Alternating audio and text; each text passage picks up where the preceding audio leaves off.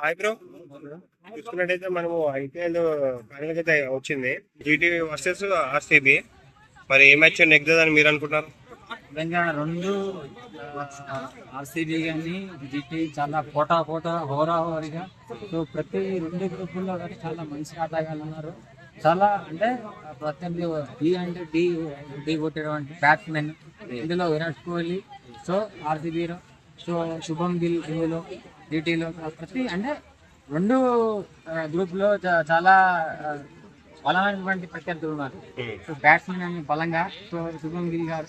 So ఇందులో అంటే చాలా వరకు పోరాడితే తప్పకుండా ఆర్సీబీ అనేది కొంచెం ఎక్కువ చాలా మంది ఉన్నారు. ఇందులో కూడా పర్ఫార్మెన్స్ చేసే వాళ్ళు ఉన్నారు. మనం క్రికెట్ అంటే చెప్పలేము. ఒక 1 ఓవర్లో కూడా 6 runs 1 ball కొట్టి విన్ చేసినటువంటి మ్యాచ్లు ఎన్నో ఉన్నాయి. మనం రేపు ఫైనల్ చూస్తే కానీ తెలుస్తుంది.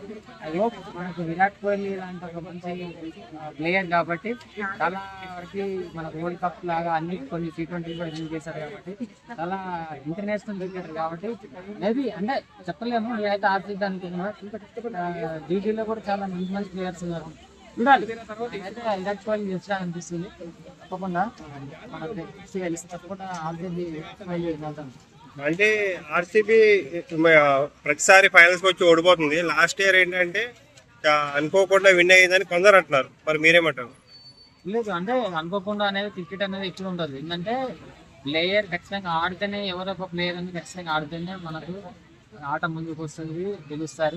సో మనం చూసాం వన్డేలో కానీ T20లో కానీ ప్రతి మ్యాచ్లలో ఒక ప్లేయర్ ఒక్కరిద్దరు ప్లేయర్ కాన్ఫిడెంట్గా తీసుకుని నిలబడి ఆట ఆడితేనే మ్యాచ్ అనేది ముందుకు వస్తుంది, గెలుపు దగ్గరలో ఉంటుంది. సో అలా ప్రతి ఒక్క మ్యాచ్ మనం చూసాం. రేపు ఎవరు బ్యాట్స్మెన్ మంచిగా ఆడి ఇందులో శుభం గిల్ ఉన్నాడు. చాలా మంచి బ్యాట్స్మెన్స్ వాళ్ళు. 6 బాళ్ళకి 6 కొంతమంది 6 కొట్టినటువంటి బ్యాట్స్మెన్స్ ఉన్నారు. చూడాలి రేపు అనేది తప్పకుండా విరాట్ కోహ్లీ కూడా.